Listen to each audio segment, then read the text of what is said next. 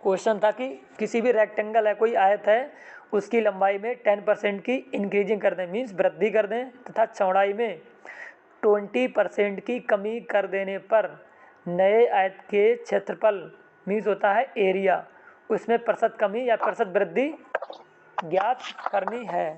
ठीक है, जो क्वेश्चन है 12% कि एक आयत की लंबाई में 10% की हम क्या करते हैं, वृद्धि करते हैं, और चौड़ाई में क्या करते हैं, 20% की कमी करते हैं, तब जो नया आयत का एरिया होगा उसमें प्रतिशत कमी या प्रतिशत वृद्धि जो भी होगी वो आपको बताना है। ठीक है, तो सबसे पहले यहाँ पे क्या है, 10% की वृद्धि हो रही है, तो 10% की जो फ्रैक्शन होती है वो होगी कितनी, 1/10 हो जाएगी, क्योंकि 10% है तो 10/100 आएगा, एक जीरो से एक जीरो कैंसिल हो जाएगा, तो 1/10 हो गया। ये होगी हमारी क्या, लंबाई। और चौड़ाई थी 20%, 20% की कमी, तो 20 जो 20% होता है उसकी फ्रैक्शन होती है 1/5, क्योंकि 20/100 तो 20 बन जा 25 जा होते हैं 100, तो 1/5 हो गई। अब वो जो लंबाई है वो 1/10 है। ठीक है, तो जो नीचे वाली है वो हमारी बढ़ने से पहले थी 10, बढ़ने के बाद हमारी 11 हो जाएगी, क्योंकि ये बढ़ रही लंबाई। तो लिखोगे लंबाई जो होगी पहले थी 10, फिर हो जाएगी 11, और जो चौड़ाई थी वो पहले कितनी थी, 5 थी, क्योंकि फ्रैक्शन जो है चौड़ाई की 1/5 है, 1/5 है, जो 5 है जो पहले वाली है, और बाद में क्या हो रही है, इसमें कमी हो रही है, तो 5 में से 1 आप घटा दोगे तो आएगा 4। तो लंबाई पहले बढ़ने से पहले कितनी थी, 10 थी, और चौड़ाई कितनी थी, 5। तो जो एरिया होता है, क्षेत्रफल होता है आयत का, वो होता है L/B, लंबाई और चौड़ाई की मल्टीप्लाई होती है। तो बढ़ने से पहले लंबाई 10 थी और चौड़ाई 5 थी, तो 10 और 5 की मल्टीप्लाई करेंगे तो आएगा 50। बढ़ने के बाद जो लंबाई थी वो कितनी हो गई थी, 11, 10 थी, 10 से 11 हो गई थी, और चौड़ाई घटने के बाद हो जाएगी कितनी, 5 थी पहले, इसके बाद घट गई तो 4 हो जाएगी, 5 - 1 = 4। तो इसका एरिया निकल के आएगा, पहले था 50 एरिया, अब हो जाएगा 11 × 4, तो 11 4 जा होते हैं 44, 11 चौक 44। पहले जो एरिया था वो 50 था, अब हो गया 44, 44 हो गया। अब दोनों में कितने का डिफरेंस है, तो दोनों में 6 का डिफरेंस है। ठीक है, अब हमें निकालना है प्रतिशत कमी या प्रतिशत वृद्धि। देखो यहाँ पे पहले था 50, अब कितना हो गया, 44 हो गया, तो सीधे से सीधे मतलब होगा कि यहाँ पे क्या हो रही, कमी हो रही है। अब हमें प्रतिशत कमी निकालना है, तो 6 जो डिफरेंट है वो लिखो ऊपर, और जो इनिशियल वैल्यू थी, जो बढ़ने या घटने से पहले जो था एरिया, वो था कितना, 50, वो लिखो अपान में 6/50, 6/50, और इंटू लगा दो 100 मल्टीप्लाई में, तो 50 से 100 को कट करोगे 2 बार में कट जाएगा, 52 जा 100, तो 6 × 2 तो आ जाएगा 12% की कमी हो जाएगी, 12% की कमी होगी। सर इसको एक बार और बताइए। इसी को देखो यहाँ पे 10% था, ठीक है, 10% की फ्रैक्शन होती है 1/10। एक आयत की लंबाई में 10% की या 10% की वृद्धि करते हैं तथा चौड़ाई में 10% की कमी कर देते हैं, तो नया आयत का जो एरिया होगा, क्षेत्रफल जैसे बोलते हैं, उसमें क्या होगा, आयत की लंबाई में 10% की वृद्धि और 10% की कमी करने पर, चौड़ाई में 10% की कमी करने पर, तो नए आयत के क्षेत्रफल में क्या फर्क पड़ेगा, जी आपको बताना। 1% की कमी, और कौन बोलेगा, निकाल लो। यस सर, इस बार तो यहाँ पे देखो 10% की क्या थी, 10 मतलब क्वेश्चन हमने बोला था किसी आयत की लंबाई में 10% की वृद्धि और चौड़ाई में 10% की कमी, तो 10% की फ्रैक्शन होगी 1/10, 10% की फ्रैक्शन 1/10 हो गई, तो यहाँ पे वृद्धि हो रही है, तो 10 पहले कितना था, 10 था, तो 10 से लंबाई जो होगी वो कितनी हो जाएगी, 11 हो जाएगी, पहले 10 थी फिर 11 हो जाएगी, क्योंकि वृद्धि हो रही है, और चौड़ाई में 10% की कमी हो रही है, तो 10% की 1/10 होती ही है, तो 10 से कितना हो जाएगा, 9, तो लंबाई बढ़ने से पहले 10 थी और चौड़ाई कितनी थी पहले, 9, सॉरी 10, चौड़ाई कितनी थी, 10, तो 10 की 10 से मल्टीप्लाई करेंगे 10 की 10 से, तो कितना हो जाएगा, 100, 10 की 10 से मल्टीप्लाई करेंगे तो 100 हो जाएगा, और बढ़ने के बाद लंबाई हो गई 11 और चौड़ाई कम हो गई थी ना, 10 से कितना हो गया था 9, तो 11 × 9 तो 99 हो गया। तो पहले एरिया जो था वो 100 था, अब हो गया 99। तो यहाँ पे कमी हुई है कितने की, 1 की। परसेंटेज निकालना है तो 1 अपान जो पहले वाला होता है वो अपान में लिखते हैं, 1/100 और इंटू 100, तो 100 से 100 कट हो गया, 1% की कमी। अगला क्वेश्चन है कि किसी आयत की लंबाई में 16 सही 2/3, किसी आयत की चौड़ाई में 16 सही 2/3% की कमी तथा लंबाई में 14 सही 2/7% की वृद्धि कर देते हैं, तो क्षेत्रफल में क्या फर्क पड़ेगा। फिर से क्वेश्चन रिपीट कर देते हैं एक बार कि लंबाई में 14 सही 2/7% की वृद्धि करते हैं तथा चौड़ाई में 16 सही 2/3% की कमी कर देते हैं, तो नए क्षेत्रफल में क्या इफेक्ट पड़ेगा। इसमें कमी हुई है 16 सही 2/3% की कमी हुई है चौड़ाई में, ठीक है, और लंबाई में हुई है वृद्धि 14 सही 2/7% की वृद्धि हुई है लंबाई में, तो नए क्षेत्रफल में क्या इफेक्ट पड़ेगा। देखो पहली फ्रैक्शन थी लंबाई वाली 14 सही 2/7 की, 14 सही 2/7 की थी, तो 14 सही 2/7 की होती है फ्रैक्शन 1/7, ठीक है, और जो चौड़ाई थी वो 16 से 2/3% की कमी हुई थी चौड़ाई में, तो उसकी फ्रैक्शन आएगी 1/6। लंबाई में वृद्धि हुई थी 14 से 2/7% की, तो उसकी फ्रैक्शन 1/7। तो लंबाई जो थी पहले बढ़ने से पहले 7 थी, फिर कितनी हो गई 6 हो गई, 7 से कितनी हो रही है 6, सॉरी बढ़ रही है, अरे 7 से 8 हो रही है, क्योंकि वृद्धि हो रही है ना, 7 से 8 हो रही है, क्या लंबाई 7 थी, 7 से 8 हो जाएगी। इसके बाद जो चौड़ाई थी वो कितनी थी 16 सही 2/3% की कमी, तो 1/6 थी, तो 6 से कितनी हो जाएगी 5, 6 थी फिर 5 हो गई, तो फार्मूला होता है L/B। लंबाई थी 7 बढ़ने से पहले और चौड़ाई थी बढ़ने से पहले 6, तो 7 × 6 तो 42 हो जाएगा एरिया। इसके बाद जो लंबाई है वो 7 से 8 हो जाती है और चौड़ाई हो जाती है 6 से 5, तो 8 5 जा 40, तो पहले 42 था एरिया, बाद में 40 हो गया, तो 2 का डिफरेंट है, 2 की क्या हो गई कमी, 2 की कमी हो गई। तो यहाँ पे परसेंटेज जब निकालेंगे 2 ऊपर लिखेंगे 42 नीचे और इंटू 100, तो 2 से 42 को कट करोगे तो 21 बार में कट गया, तो 100/21 आया, 21 से 100 को डिवाइड करेंगे तो 21 चौक 84 होते हैं, बचेंगे कितने 16 और अपान 21, 4 से ही 16/21% की कमी हो जाएगी।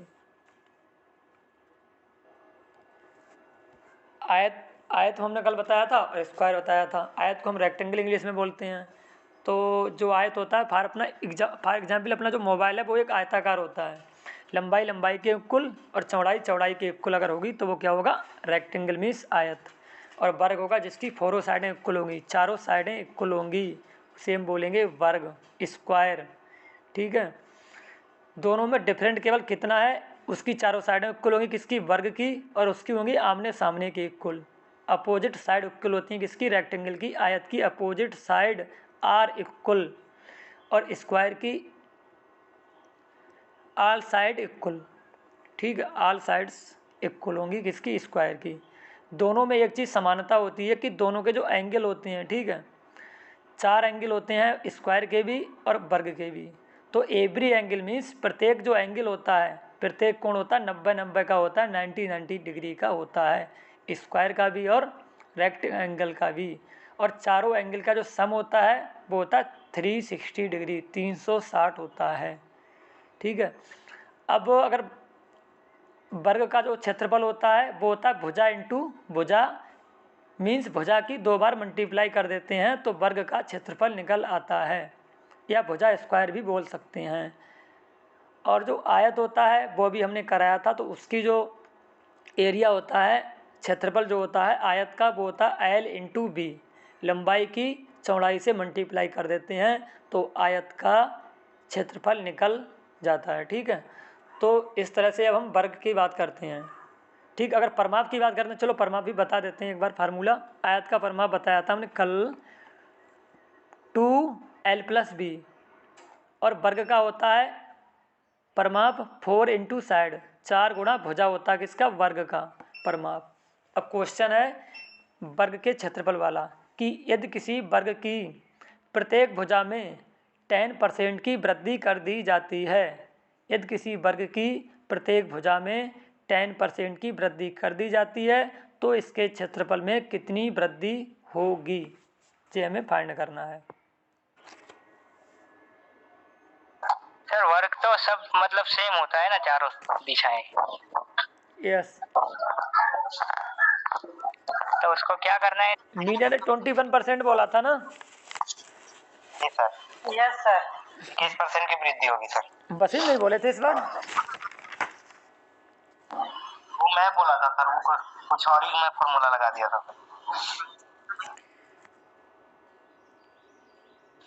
वृद्धि होगी। गुरुवारी बताओगी?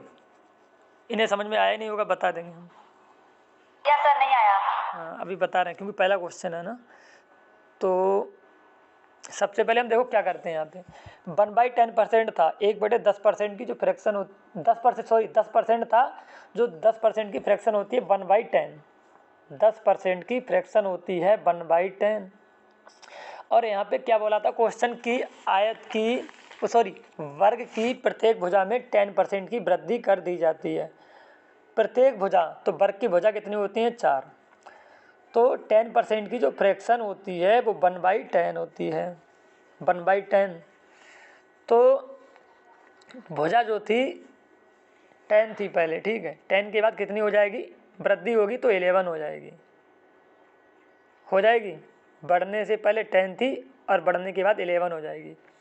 और अभी हमने बताया भी था कि जो वर्ग होता है स्क्वायर होता है उसकी 4 साइड आर इक्वल, चारों साइडें इक्वल होती हैं। तो पहले कितनी थी, 10 थी, बाद में 11 हो गई। अब हम एरिया का फार्मूला लगा देते हैं। अभी हमने बोला था भुजा स्क्वायर होता है, भुजा इंटू भुजा या भुजा स्क्वायर। तो जो वर्ग का एरिया होता है, वर्ग का क्षेत्रफल होता है, बढ़ने से पहले 10 थी तो 10 इंटू 10 हो जाएगा, 10 की 2 बार मल्टीप्लाई करेंगे तो 100 आ जाएगा। इसके बाद बढ़ने के बाद 11 हो गई, तो 11 हो गई थी, तो नया एरिया हो जाएगा 11 इंटू 11, तो हो जाएगा 121। पहले था 100 एरिया, बाद में 121 हो गया। दोनों का डिफरेंट है 21 का, तो 21 इसमें क्या हो रही, वृद्धि हो रही है कितने की, क्योंकि 100 था पहले, अब हो गया 121, तो यहाँ पे वृद्धि हुई है 21 की। अब हम परसेंटेज में कन्वर्ट करेंगे इसके लिए, तो 21 लिखेंगे ऊपर, और जो बढ़ने से पहले था, जो पहले वाला होता है इनिशियल एरिया होता है, वो लिखते हैं अपान में। तो 21/100 इंटू 100, तो 100 से 100 कैंसिल हो जाएगा, तो 21% की वृद्धि होगी। गुरुवारी बताओ, सरोज, सपना। हाँ सर, समझ में आ गया। गुरुवारी, दीपू बताओ। यस सर, आ गया। बिल्कुल बोल ही नहीं रही है। अगर दोबारा एक्सप्लेन कराना हो तो बोल देना, ठीक है, इसी क्वेश्चन का। सपना जी बोल रही है सर। हाँ सर, समझ में आया।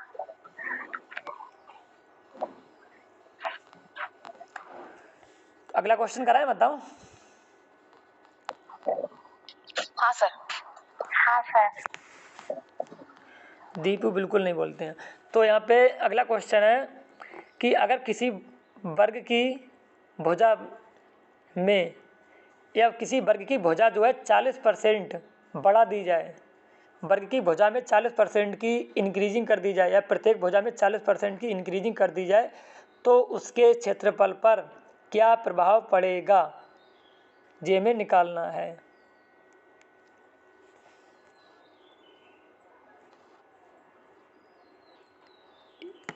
क्वेश्चन नहीं सर, ध्यान से हट गया सर। क्वेश्चन था कि किसी वर्ग की भुजा, मैं कैसे आपको आंसर दूं, आप ये बताओ। 49 हुआ ना? यस। फिर तो okay okay, yes yes yes, मेरे वहाँ पे माइनस भी हो, उसमें मेरी गलती हो गई थी, अब समझ में आ गया। 24 की हो रही है, मैं 29 गिन रही थी, इसलिए मैंने सोचा 24 कैसे आ रहा है, कैसे। यस कट जाएगा 24 चौके 96, आंसर आ गया। तो यहाँ पे एक बार मैं एक्सप्लेन कर देता हूँ। 40% है, उसकी जो फ्रैक्शन आएगी 40% की फ्रैक्शन आएगी 2/5, 2/5 आएगी, ठीक है। तो पहले जो भुजा थी वो 5 थी और बाद में हो जाएगी 7, 5 + 2 तो 7 हो जाएगी। तो जो एरिया होता है वर्ग का वो भुजा स्क्वायर होता है। तो 5 का 2 बार स्क्वायर करेंगे तो 5 का 2 बार स्क्वायर करते हैं तो कितना, 5 का स्क्वायर करेंगे तो क्या आएगा 25, 5 की मल्टीप्लाई 2 बार करेंगे तो 25 आता है, 5 × 5। 7 की करेंगे 2 बार, 7 का स्क्वायर होता है 49। तो पहले एरिया 25 था, इसके बाद कितना हो गया 49 हो गया, 25 से 49 हो गया। तो दोनों का डिफरेंट है 24 का, 24 का। तो यहाँ पे 24 क्या हुआ, यहाँ पे वृद्धि हुई है 24 की। अब हमें निकालना है परसेंटेज में, तो 24 ऊपर लिखेंगे और अपान में लिखेंगे जो पहले था। पहले कितना था 25 और इंटू 100। 25 से 100 को काटोगे तो 4 बार में कट जाएगा। 24 × 4 तो मल्टीप्लाई करेंगे तो 96% की वृद्धि हो जाएगी।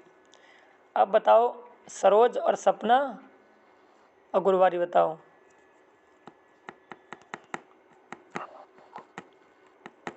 नैना क्या, नैना जी तो बहुत कम बोलती है। गुरुवारी बताओ। जी सर।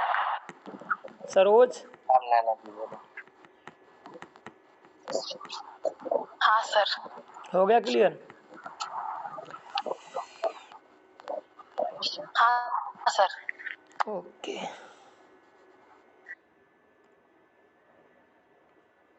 तो thanks for watching my video and thanks for supporting my YouTube channel. Bye everyone.